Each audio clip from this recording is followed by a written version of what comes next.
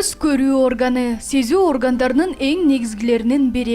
Көз адамдын сырткы жана ички сулуулугунун белгисин берип турат. Дүйнөнү жарык кылган, жарыкчылыкты тааныткан көз эмеспи? Акыркы убакта көздүн ар кандай дартына чалдыккан адамдардын саны күн санап өсүп барат. Мындан улам биз көз дарыгерине кайрылып, көрүүнүн начарлап кетүүсүн алдын алуу боюнча суроолорубузга жооп алдык. Кыргызстанда көздүн оорулары азыркы кезде өтө эле көп кездешет. Анын түрү да көп деп айтсам болот. Себеби дегенде мына азыр биз институтты бүткөн кезде мына 25-30 жыл мурда көз оорулары менен бизге кайрылуулар аз болчу. Себеби дегенде кимдер кайрылат эле? Ошол эле биздин чоң ата чоң энелерибиз, улуу жаштагы кишилер кайрылчу.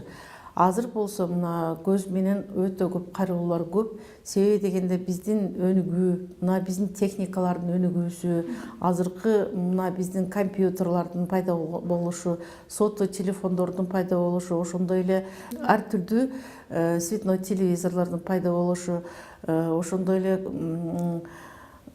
көп ошо техниканын өнүгүүсү менен көз оорулар көбүрөөк пайда болот деп айтсам болот. Биздин мына жаштарда, ошондой эле орто жана улуу эмелерибизде бул деген мына көздүн аллергиясы көп азыр.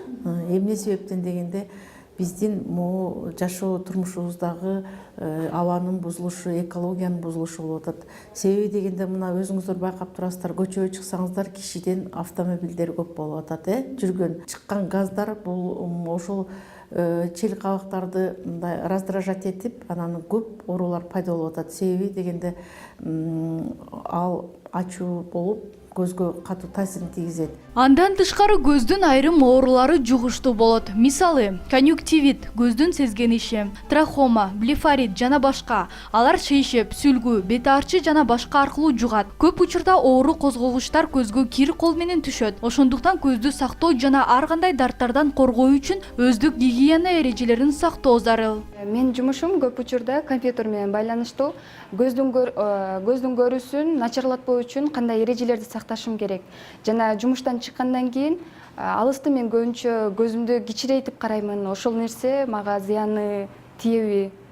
Компьютерден оорулардын көбөйүп кетпеш үчүн обязательно жанакы отурган ишкерлер көп саат компьютердин астында отурбаш керек. Себеби дегенде компьютерден жанагыдай лучтар бөлүнүп чыгып атпайбы, аябай мындай жарыктык. А көз ал мындай жарыктыкка кечке отурганга чыдай албайт. Себеби дегенде чарчайт көз. Түнү менен жумуштан келгенден кийин компьютерден келип, кайрадан соту телефонду алып кечке звонок кылат, ошол оюндарды ойнойт, играларды ойношот. А эртең менен көз чарчап, кызарып, көбүнчө кечинде көрбөгөн оорулар, куриная слепота дейт, ошондойлорго алып келет. Эгерде адам алысты көрө албаса, анда кыйналып, көзүнү мындай кысып алып карап, кысылганда өзүнө байкалбайт, бирок бул деген чоң таасир мээге да башка да берилет. Себеби дегенде көз абдан көп тамырчалар менен камтылган. Ошондуктан доктурга келип, көз айнекти жакшына подбирать этип туруп эле көз айнек кийген жакшы деп ойлоймун. Компьютердин маңдайынан чыкпай иштөөдө көз айнек аркылуу нурлардан да сактанса болот. Бирок кол тийген жерден көз айнекти ала бербестен туура тандоо жасоо абзел. Эми азыр өзүңөр билесиңер да, жасалмалары да көп, анан оригиналдары да бар дегендей. Очки эле эмес, ал деген биздин жашоодо кийимдер, бүт баары эле ошондой да. Очкилерди мен байкайм, эгерде таза ошол защитасы бар очкилерди алып тиги компьютердин жанына отурса, например, кечке көз талбайт. Ошондой эле очкини обязательно келип, врачка көрүнүп, диагнозун тактап алып, анан оптикаларга жиберебиз, оптикалардан барып, ошол ал жерде мен ойлойм, жакшы очкилерди берет деп. Анан көчөдөгү саткан арзан очкилер, мен оюмча, алар деген болбойт го. Наоборот, көздүн кайра оорусун күчөтөт деп ойлойм. Бир эле очкиге токтолбойм мен. Себеби дегенде бизде аябай жакшы көп көзгө тамызган дарылар чыккан. Ошолорду колдонсо, алар көздү жакшы сактайт. Ошондой эле биринчи очередь жайындасы терезелер ачык болуш керек, таза аба кирип туруш керек. Жанакы бөлүнүп чыккан лучтарды тиги таза аба менен тазалап туруш керек. Экинчиден, киши туруп упражнениялар жасаш керек. Биринчи көнүгүү. Башыңызды түз коюп, көзүңүз менен маңдайыңыздагы бир чекитти тиктеңиз. Анан башыңызды кыймылдатпай көзүңүз менен өйдөнү караңыз. 2 секундтан кийин башты ошол абалында кармап болду караңыз. Бул көнүгүүнү бир нече жолу кайталап коюу керек.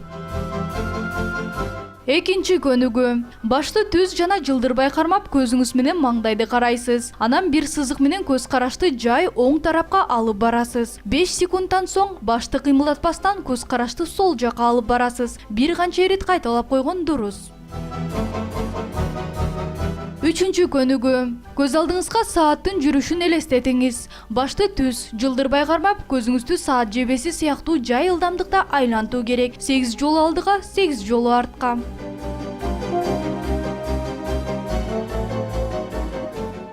Мен китеп окуганды жакшы көрөм. Эгер китеп кызыктуу болсо, күнү түнү окуй берем. Көзүмө зыян келбеш үчүн кандай шартта окушум керек? Күндүн нуру тийип, жарык бөлмөдө отуруш керек.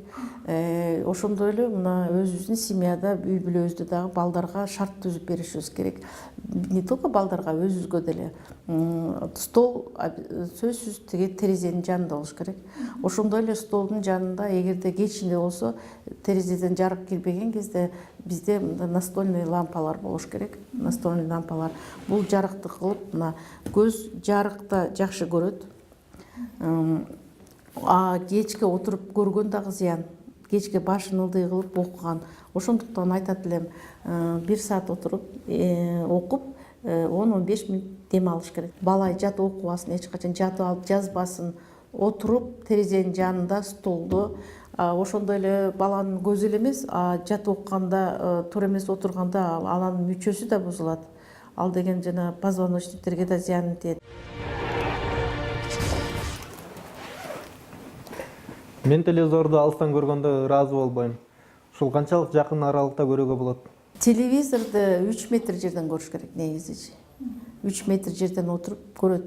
Эгерде ошол 3 метр жерден жакшы көрө алып калса, анда келип киши жанагыдай очки подбирать этип алып көрүп, телевизорду көрүп бүткөндөн кийин алып коюп жөн жүрсө боло берет. Ошол кезде аябай көз мындай напрягаться этилет да, жанагы питаниялар бардыгы нарушаться этилип, анан көздүн жана чарчоосун алып келет, көп ооруларга алып келет. Мен кинотеатрдан 3D кино көргөндөн кийин башым айланып, көзүм караңгылайт. Ошонун терс таасири барбы? Мен ойлойм, мындай зыян депчи. Ага биздин жаштарыбыз болбой киного кирип, ошол жерде көп мына бизге да кайрылгандар көп болду. Себеби дегенде ошол киного кирип чыккандан кийин башы тегеренип, көзү жакшы көрө албай, себеби баары жанагы ушу жарандын жанагы кан тамырларына таасири, башын тегеренип кеткени, ал деген мен ойлоп атам, ооба зыяны көп. Ойлойм, ошол азыраак кирсе болот деп ойлойм да.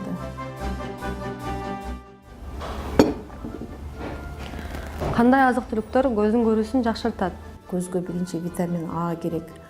Витамин А бул деген көздүн көрсөтүүсүн жакшы кылат, көздү жарыктыкты жакшы көрсөтөт. Витамин Ага көк пияз деген бар, чеснок, савиз, жаңгак. Биздин көзгө сынк керек, витамин Э керек. Витамин Э бул көзгө жанагы витамин Аны сиңиришке аябай чоң таасирин кылат.